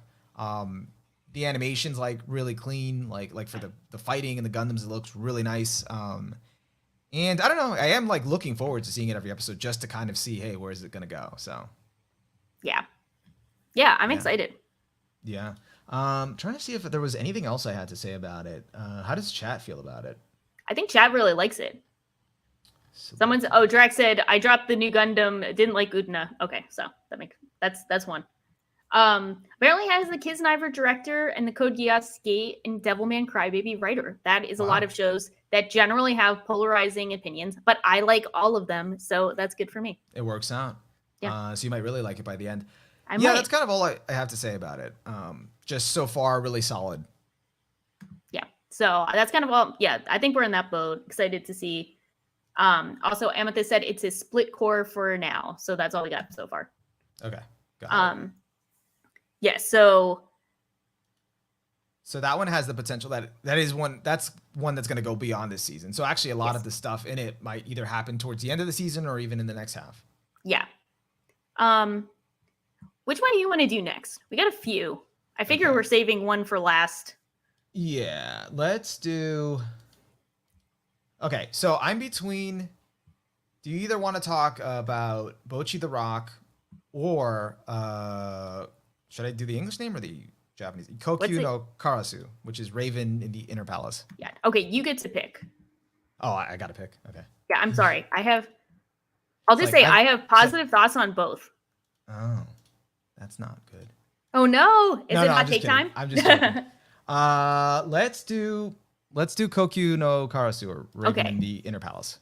Okay, yeah. So that was one I think I forced you to watch. It has the same director as Gintama, but I also saw it was like a Josei novel. It's either Josei manga or Josei novel. It did give me that vibe. I'm like, is this a Josei shoujo romance? I'm getting this vibe, like slash mystery.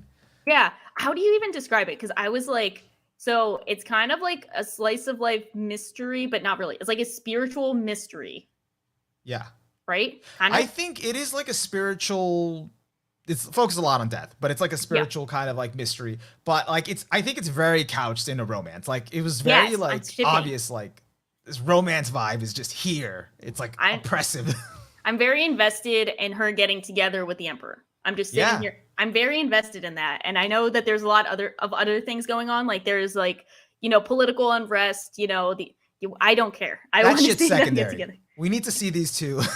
That's where I get like one track mind. I'm like, okay, now kiss. Like, do it. Not yet. Not so quick. Not yet. But get to it. But they're gonna build up to it. I mean, I think it's really good because the Emperor is like, I mean, I don't know if I'm jumping ahead, but we can jump around. Like the Emperor is like very like competent. He has like good like kind of like a good like reasons for what he's doing. He's trying to like approach things like change it from within. So like it makes him like very compelling. Yeah. And then to kind of like see him interact with her, like they have like a good dynamic together. So like with their banter. So yeah. She kind of has like tsundere vibes. She's such a tsundere. She's like, oh my god, like just leave. And he's like, no. I love her design. Very ornate, like very compelling. I keep saying compelling, but yeah. It is compelling. I love when they do the recycled animation with the flower. Like I forgive it because it's so cool. Same. That's where I was gonna say that too. I'm like, okay, this is very obviously recycled, but I don't care because it looks cool and I'm having fun. Yeah. So Do we spoil? There is like one thing at like the okay. So I will say did you watch the third episode or just the first? I did watch the third episode. Okay, so it's kind of like I think the thing is that like I'll tell everyone since I don't think anyone has watched it but us, except us and Amethyst, of course. So this is kind of like the Just Weebs sleeper pick. Could we call that? Like it's a sleeper pick of like we recommend it. We have no idea how it'll turn out, but like we recommend checking it out because everyone's going to be talking about the mobs and the Mob Psycho, the Bleach, the Chainsaw Man. They're gonna all talk about that. But like, you know, this is one of the ones you're not gonna hear about as often. So yeah, they both have like their own complicated political backgrounds of like, you know, they both have their hardships and secrets that they're kind of hiding from other people. And so it'll be very interesting to see how her secrets and his secrets are either explored and can like exposed to each other and how they deal with that information. And I think that's what makes the show engaging to watch because it's not only because each episode is like a mystery. So it's like it's about like the mysteries going on, but at the same time unraveling the mysteries of the Raven consort, which is her, and also to another degree the Emperor, because she's also learning more about him. So it's like they're both mysterious to each other as they're also dealing with these other mysteries.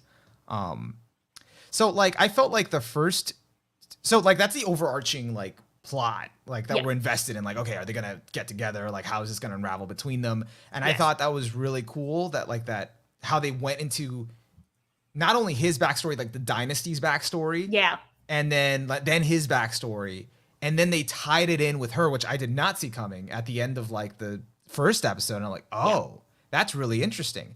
Yeah. So I actually felt the first two episodes are a very strong, I'm going to call it self-contained 2 episodes. Yeah, I think it's a self-contained arc. Part 1 and part 2. Yeah. So I felt like really like, oh, that was really good. But then my concern was like, okay, but I don't know where it's going from here. Like, is it going to just be, we're going to focus on a one-off mystery every episode? Mm-hmm. Will it be as interesting?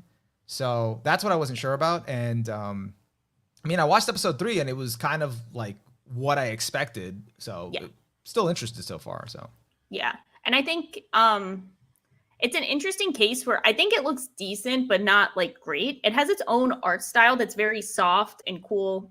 Like I enjoy watching it. I wouldn't say it's like a marvel of like, you know, aesthetics. Kind of like it, like do it yourself is like looks really great aesthetically. Whereas this one, it's a bit soft, but like it also reuses animation. It's not super detailed, but I enjoy it. I think it's kind of refreshing. I have to bring this up now. Okay, are you gonna is it gonna be the CGI something? No CGI. Because they had some bad CGI that was kind of. No, I don't even care about CGI anymore. It's this. So I noticed while I was looking at their hairline is like soft airbrushed. Yeah, I noticed. Such a minor nitpick. Like, who cares? But like, I was like looking at him like, okay, I don't think I've seen this before. Like, okay, it's worse for the other girl because I thought it was her hairline was lighter because of like, you know, plot related details. I thought that was like on purpose, but now that I see that it's for both of them, that just looks so weird. Yeah, and it's throughout. So I get like I tried to think of it like design wise, like, okay, what's the reason for this? And I'm like, I guess it's like the era being in the past and sort of to like soften, you know, kind of the look, kind of make it look like, again, it takes more takes place more in the past. But then I don't know, it's like the hairline is kind of random. You know, I just like, I don't know. So All right, Yeah. long story short, it's not the best looking series, but it's pretty serviceable. So Like it looks good in the certain like with her design when you see yeah, her like the when Raven she's dressed concert. up, she looks Yeah. great. And And that's like kind the of certain recycled scenes, but that's kind of about it. and that's all we're here for because we just want them to get together and be cute and happy I with a did bit of like mystery. the flashback sequence. Like I like that it takes place in a different setting than from Yeah, what it's we like usually ancient get. China. Yeah, in anime. And I like that they tried to match that look with like the flashback narrative sequences. So that was kind of cool. It fit the theme. But that's kind of like about it in terms of like what stands out. And besides that, the story's kind of interesting. It has like a Spice and Wolf kind of vibe, sort of. I can not see really. that. I Like, can see that. Just in terms of the banter, like that's really the draw. Like the two characters sort Yeah. of, like they're sort of like equals in their own way and sort of, Mutual into each other. respect. Yeah. I'm just Yeah. invested in them getting together and some random I'm not fan gonna front. artist That like making fan art of them. That's you all I gotta want. you gotta watch it for that. Yeah. And you won't be disappointed. So I liked it. Me too. Okay. Yeah. And then our next one, which might be my sleeper hit of the season, Bocchi the Rock. Wait, you just co-signed It's- Koukyuu I no have two Karasu sleepers. as a sleeper hit. I have the two sleeper hits. So okay. This one, I think I have two sleeper hits. So the Karasu of Kyoko, what is it? Kyoku no Karasu? Okay. The Raven in the Inner Palace. Raven and the Inner Palace. That's easier. Thanks, Crunchyroll. Bocchi the Rock are my two sleeper hits that you won't see being discussed that often, but I think are both worth checking out. And so Bocchi and the Rock, I took it as it's kind of like the opposite of K-On! Whereas like in K-On!, they don't have talent, but they have friendship. So it's all about like, them getting together and playing in bands and stuff, but like also their friendship. This one is about people who have the musical talent, but they don't have the means of making friendships. So it's about her trying to like overcome her social anxiety and make friends and perform and like match their band, even though she does have the talent, but her social anxiety is like getting in the way of her performing well with this group. And that's her dream, is to like play in a band for the cultural festival.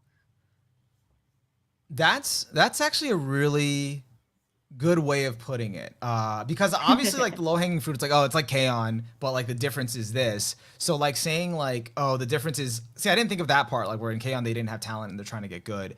What I just thought, it's like, what I like about this show is like the framing is that the music isn't the end, it's a means to an end. So like the means to connecting and making the friendship and all of that stuff, versus like that's the essential, that's the only reason she's playing guitar. So yeah, that's what makes it. And then it like kind of lets you get into her head a lot, and it does a really good job of illustrating like the social anxiety and like how it looks like and how she feels it in like very different scenarios. Yeah, I think they do a good job of both nailing kind of like the over the top comedic aspect with a lot of the like really compelling visual storytelling, like when they did like Loner Hill, and she like thought that she had camaraderie with the other girls. Like, no, like, she's not on the same hill. No. Yeah, and she's not on the same. It's like, apart. no, the vastness. No, is too she deep. enjoys being alone. Yeah. Don't fool yourself into thinking she's the same. Yeah, that was so funny. But they also nailed the like kind of like emotional beats of how like it's really tough for her to connect with people. They don't go over the top with like the emotional aspect, but because they play it up for like comedy. Like they're yeah, really trying it's mostly comedy first. draw the comedy. And I think it's pretty funny. So I think they're doing a really good job. I think it looks great, sounds great. So I think that's fair for Emma said this is another one where the MC drags the show down for me. She's way too insecure and socially awkward. The rest of the band seems great. This is one of the times where I can vibe with the main character. I think she's I think they do a good job of making her compelling, even though she is like very extreme in her social anxiety and how tough it is. But I think I think I could see that, like definitely in the first episode, like they were kind of like being a little bit, not not too much, but like a little over the top with her reactions. Yeah. I forget which one it was. I don't know. Like, yeah, they were just being a little over the top, and I can see like if you don't relate to her in any small way or like don't get it, like I feel like you probably wouldn't vibe with her, and just like most of the comedy would not hit for you, would be lost on you because of that. Yeah. So like first like half of the first episode, I was like, okay, whatever. But then at some point, I started laughing, and then I'm just like, wait, I was like laughing a little hard. I was like, I think I relate to this. Like, wait, what? Yeah, it's so funny because I don't think I have like I don't in general, I don't really have social anxiety, but I think the way they presented it with her makes you like understand how she feels in those moments so much. Like in episode 1, she went to the club with her friend, so it was the girl who will be her friend, so it was fine. But then when she came back by herself, it's like, wait a minute, I haven't been here by myself. How do I go through the, like, what do I do? And I feel like that's a relatable thing where you're like, wait a minute, the only time I've been here was with other people. Now I'm by myself. This is kind of weird. Like, this is a different ball game. And then her putting off going in the club for She's like gonna wait for 15 minutes. They're like, what are you doing? Yeah. She's just like waiting out there. Yeah. Like a lot of it is kind of like universal. It's just she just feels it way more. Definitely. And I think because she is making progress, I think it's more enjoyable to watch. Like if she was set in stone and was not making any progress episode to episode, I think it would be too frustrating. But they nailed the balance of it very well. Yeah, and I think the especially in the second episode, I think I forget her name, the blonde haired friend, like kind of like encouraging her and kind of making her feel like, you know, she's moving forward and stuff, like really helps that. Like that they're in this sort of, not that they're in it together, but like, you know, they're accepting of her and like, you know, she can make progress. But it was really funny when she was just like, oh, you've taken one step. And then she's like, one step? I thought I took it. And then she just, she visualizes 1,000 steps and she's only taken one. It's like, God damn it. Yeah. I don't know why, but this scene in the second episode, like, made me really laugh. Where she's like picturing working a part-time job and she really doesn't want to. And then she just has this face. And it's just really funny. And then she's in jail for inconveniencing the store. With the same face. Like, yeah, it's so funny. I was just like, wow. And then like, I think I found it really funny too that she, like, because at first the episode begins with her getting into an ice bath and I had no idea why and what she was doing. And then it's really funny that she's trying everything in her power to get a cold. That's so funny. Yeah, that's at first I was like, what is she like in her training arc? And then it's like, no, she's just trying to like wimp out of school of work. Yeah. And that's so funny. Yeah.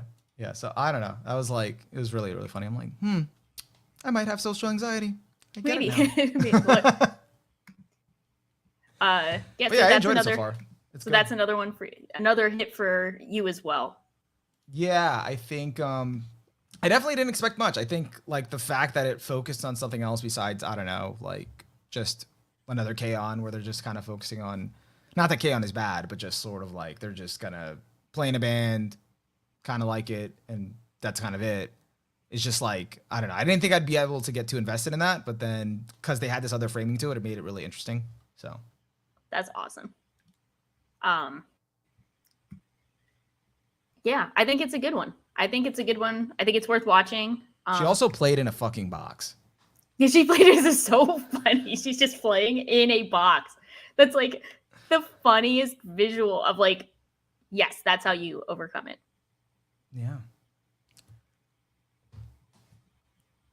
Oh, also, actually, I should mention before we move off of it that the aesthetics for the show are really nice, but what's really kind of striking about it, which I noticed in the first episode, is like the camera angles, or I don't know if you'd call it the storyboarding or whatever, like the layout of certain scenes. Like I noticed it very early on in the first episode, like when she's like in the living room, and it had like really interesting shots. So that's like, it's really good.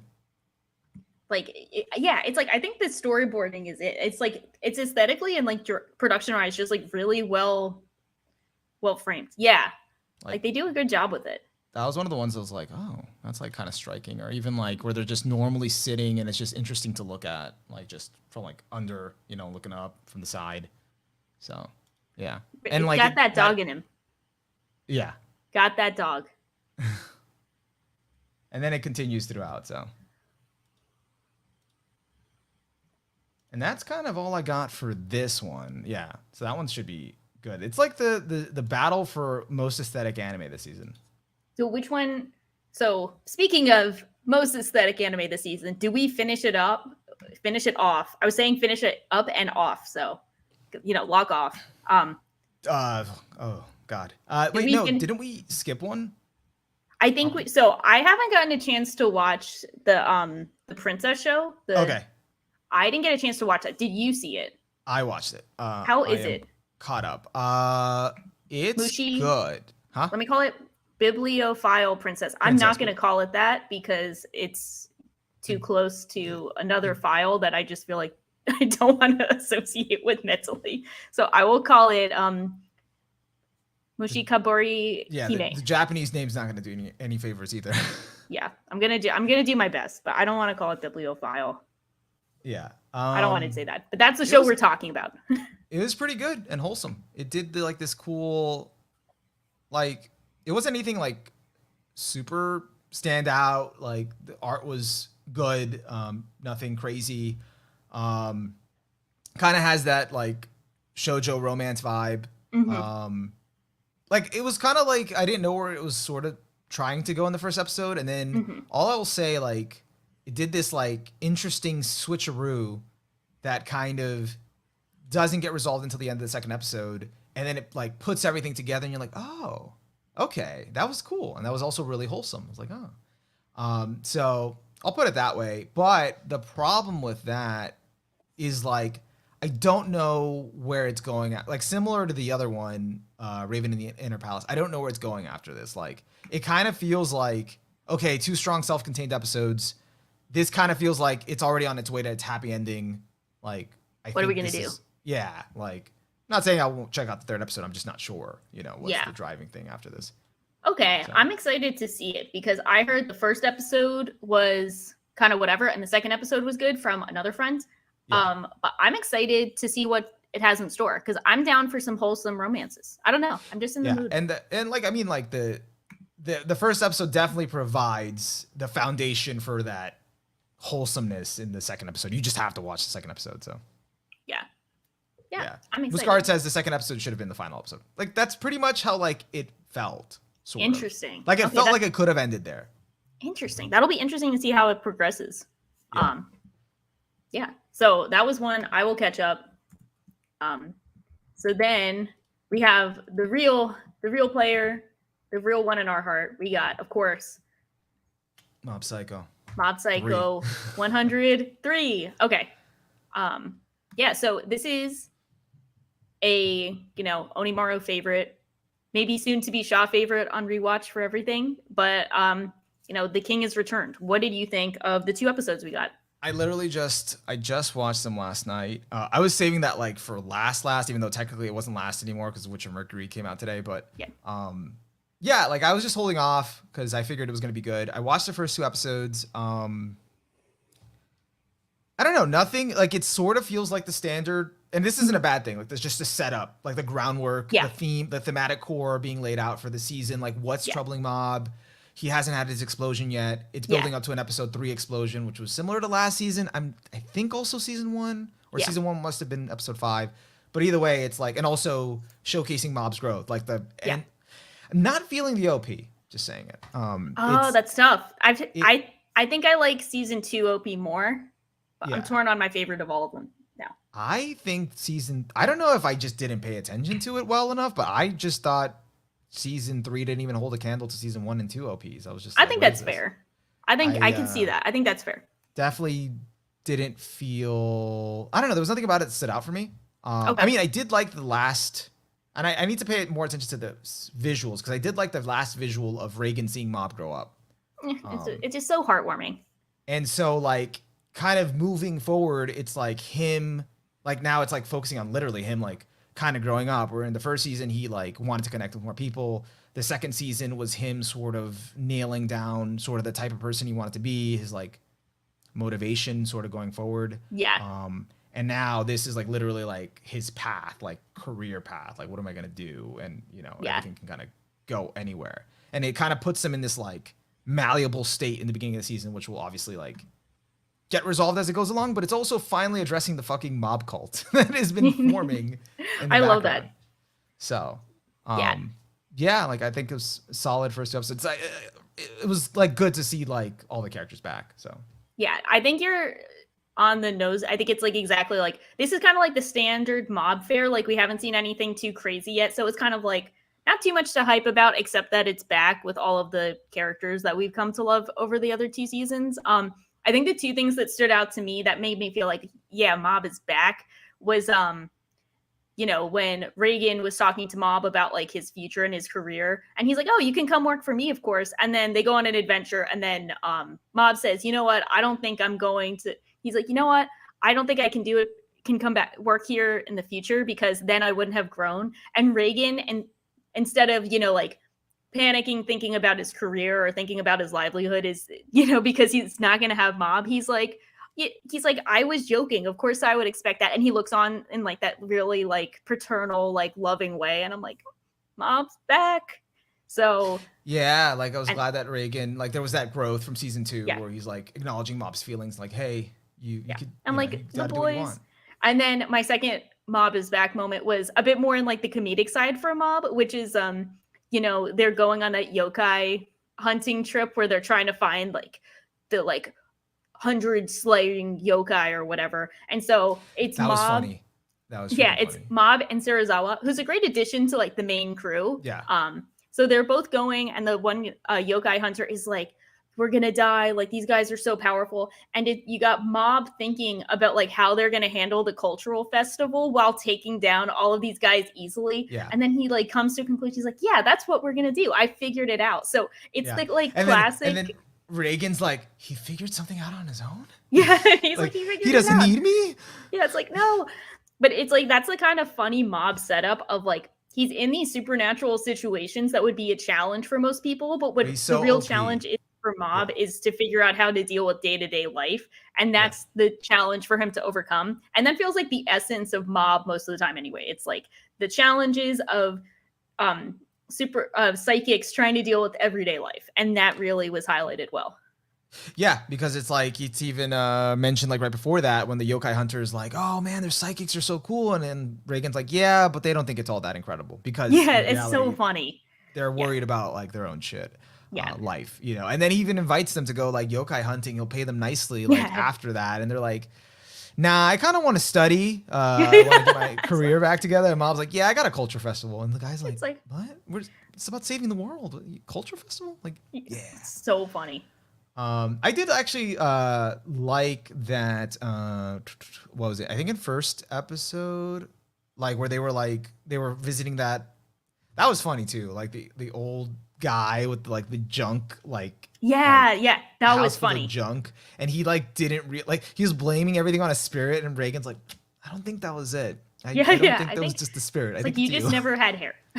yeah, and then like Mob, Serizawa, like all 3 of them together, just like start commiserating and bringing each other down, like realizing like we're in deep shit, and it just kind of like captures like, I don't know, like the anxiety, like the uncertainty that Mob felt like in season 2 about like the other thing, like with I think with the Mogami arc or like before that, and kind of like his future going forward. It's like now it's like really coming to a head, so that was interesting. It's going to be interesting to see because I think Dimple is going to be like, it looks like something's going to go on with Dimple. I think Dimple is going to maybe take the opportunity and kind of head the Divine Tree cult.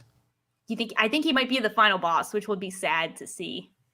I think the final boss is Mob himself, but Mob versus Mob. Yeah, I think it's Mob versus that like part of himself that's like the question marks. That makes sense. I could see that. Like that's Mob, the final thing. The true like, final boss. Yeah, like I think Dimple's just gonna be like smoked like that. Yeah. But it's like, come on, Dimple, kind of get back in line. Yeah. He's like, "Oh yeah, I used to run a cult too. Okay, I should get back into that. Should get back into that line of work." Yeah. Oh, well, I was gonna say that like in that first episode when they were commiserating, one of the lines that stood out to me is when the guy was saying like it's because he took like the easy path and kept like not doing anything proactively in his life that like, you know, he ended up this way. And then it kind of harkens back to the previous seasons of like, you know, you can't just like mail it in, you know, you gotta do the work. So 100%. That'll be interesting to see. 100%. 100% when Psycho 100. Okay. I think that's all the shows we checked out this season. Do you have any other ones you wanted to comment on? Real quick chat was like saying season 3 was the best OP. I think I'm biased because I was really basing it on the song. So if the song like wasn't as good as 99.9 or 99, it's like, but I'll like, if we're talking about visuals, I have to look at it again. What is the name of the season 3 OP? I was just expecting something hype. Let me check. It's just called One. It's called because One. I think the chorus ends on one and only one. So yeah, I gotta listen to it again. I was also expecting like something like very colorful, like as the first two were. So yeah. Other things that I've watched. There's nothing else. Other things that I should check out. I don't really have anything else on my list. I'm just gonna give a slight shout out. That's not technically this season, but I mean, it aired in September, which is fall in my book. I'm going to say check out Time Machine Blues. It's like the 6-episode OVA that came out. That was essentially the spiritual successor to Tatami Galaxy. So that is technically considered a summer show, but in my books, it's not a summer show because September is not summer to me. But that one, I saw the first episode. I got to catch up, but it was really good. This one, it's not directed by Yuasa. It's directed by why can't I remember his name when I know his name? And it holds up. It's good. I guess you haven't finished it, so you wouldn't be able to. I think it was really good so far. Let me double check. What is his name? Why can't I gotta check it out? No one tell me his name. I got it. Shingo Natsume. So Sunny Boy director. It was really good. So it was really, the first episode was really good. I hear good things about the rest, so worth watching. JoJo Part 6 came out. The second part, I think it was good. Yeah, I haven't watched that yet either. Yeah. I'm actually waiting till Part 3 drops, and I'm just gonna binge all of it. That's a good call. I think that's a better call because it's like that awkward like sandwich of this story where like things happen, but it doesn't really feel. I don't know. Yeah, and also like now that they actually gave a final release date, it's like okay, I could just wait. So yeah, I gotta check out Time Machine Blues, and that's kind of it. Is there anything else, chat, that you think we should check out? Anything that was unfairly missed? I guess. Let us know. And then we can go to our draft picks. Yeah, we're gonna move on to our draft picks. And so if you did the your own picks of the categories, you can reveal those after we do ours. Yes. That way we kind of know what you think. Bleach. Oh yeah, Bleach. We can't talk about Bleach for 2 reasons. 1, I'm not caught up on any of the content, and 2, Onimaru doesn't want to. So we did talk about Urusei Yatsura to and Bocchi and the Rock. Game. Yeah, we did talk about Bocchi the Rock. I heard about the Akiba Maid board. Did you hear about that? Yeah, unfortunately. Did you watch it? So I was at a friend's house, and she was just like, oh, so there's this crazy so she already gave me the framing, like there's this crazy anime, it's like about maids or whatever, and they're going to war with each other. You got to watch this one scene. It's like insane. And so like she shows me this one action sequence. I don't know how to describe it. I didn't know what I was watching. Like I saw it for like, she wanted me to watch like the full 5 minutes.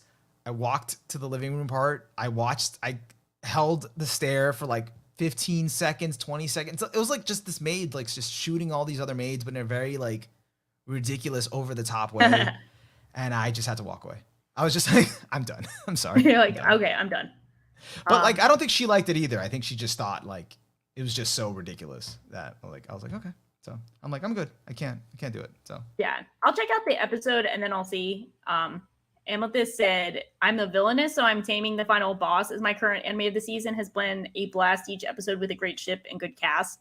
I haven't seen anyone talk about it, but I will take your word for it. I think that looks pretty cool. And that's not saying anything bad about Akiba Maid War. I just don't think it's like my cup of tea. Yeah. So on Bleach, it was funny because we had like a spreadsheet with the shows we're gonna watch, and like I filled out like, caught up, haven't started, and I wrote next to Bleach just nah. Just not happening. I think if you I'd have to refresh on the manga because that's like the only arc in Bleach I did not read and finish. So if I just like refreshed, I could actually probably just start watching it. But if you catch up, I'll watch it. I'll try my best. There's so many shows going on, but I will do my best. But you have a good amount of time too. It's like yeah, because it's gonna be 4 different cores, split cores. Yeah, so that's a while. It'll be going on for a bit. All right, so that's kind of it. Let's get into our quick question. Draft picks. Are we allowed to draft the same show for the same position, or are we going to say 2 different? They have to be different ones. Oh, so we can't do the same. We can do the same if we want. I mean, I feel like, it would be different if we picked it to if we were picking it together, but because we have our own lists, I think it's okay. Unless you feel like I guess that's a good point. Like, should we have different predictions? No, because then it could just be the Weebs prediction. Just Weebs. We could also argue about it and be like, okay, like if we have 2 different ones, be like, well, why? Yeah. Okay. So do you want me to go first? Yeah, you go first. Although I think I know the answer to this, but I'm just gonna do the least. I'm just gonna go. Well, I'll go in the way we have it. Okay. I think the highest rated sequel will be Mob Psycho 100 Season 3. Okay. I think the most popular sequel will be Bleach. Mm-hmm. I think the highest rated new series will be Chainsaw Man. And I also think the most popular new series will still be Chainsaw Man. I think it'll probably do both. And then I'm going to pick for my wild card series that will surprise people is Bocchi the Rock. That'll be my... All right. You ready for this? Yes. Okay. So, in chat, once I go with mine, if you did it, just throw it into the chat what your predictions are. So, my prediction is for the highest rated sequel will be, not a surprise, Mob Psycho Season 3. Yeah. Mob Psycho 100 Season 3. Most popular sequel will be Bleach. Highest rated new series, Chainsaw Man. Most popular new series, Chainsaw Man. Yeah. And the wild card series that will surprise people. So if we're going with just the term wild card and just wild card, I would say Blue Lock. Okay. But my real answer is Bocchi the Rock. Okay, so we have the Just Weeps pick. Yeah. I like it. Yeah. Because I just looked at my anime list and I looked at how the members and how the popularity works. I'm like, I think it's gonna end up being this. Like, as much as I want it to be, and I think it should be or would be Spy Family, I'm like, no, Bleach has a massive Bleach is kind of dominant right now. Just quick, thank you for joining, Ree. Oh god, we could have a new welcome to the stream. Welcome to the stream. I hope you're enjoying it. I don't know how much you caught, but hope you enjoyed the bit that you've been here for. Yeah. So also, we recently reached 1,000 subs. I don't think we mentioned thank you. Live. Yay. Yeah. We're gonna get more into that later. But we're gonna mention that later. Sorry. Yeah, another stream, but thank you guys. Blue Lock for every category, the only way. And then Chainsaw Man, new anime sweep, sequel rating Mob, sequel popular Spy Family. I think that could work too, but I think Bleach is just so dominant. And then we got Amethyst said, I've got the exact same as both of you, but her surprise pick is Akiba Maid War, which does seem to be surprising people. So that seems to fit that category very well. Is Akiba Maid War? See, I didn't watch enough of it, but is Akiba Maid War Tarantino style? I don't know. I'll find out. I was like, now you're making me want to watch it. Life. And did anyone else do the categories? If not, I think that's those are our predictions. I think it's mostly roughly the same because it's like some of the fan bases for some are just so massive. Like Chainsaw Man's gonna be big. Like even if there's some polarizing aspects, I think the story's so unhinged. Like there has to be an opinion. They're gonna be the fan base is so unhinged that it's gonna be so rabid. You are what you eat. Yeah. But I think that's it. I think we're gonna call it a stream. I'm gonna call it a stream, and I'm gonna go watch the Eagles-Cowboys game. Fun. Hopefully you have good snacks. We're gonna try. I'm gonna check my phone to see if we're getting snacks on time. So that's gonna be the next post podcast activity. And we did to the recent question, we did talk about do it yourself earlier in the chat. So we will post timestamps at when the VOD is loaded on YouTube. You guys know we have that 10-minute gap between live and then it's archived as an episode. So we will post timestamps, and we will also have MP3 version up either tomorrow or Tuesday. Yep. So with that, I hope you guys enjoyed the stream. whatever we said, it's just our opinions. Don't take it too seriously, because after all, what do we know? We're just weebs. And like, comment, off. subscribe. Locking off. We're locking off. See you guys.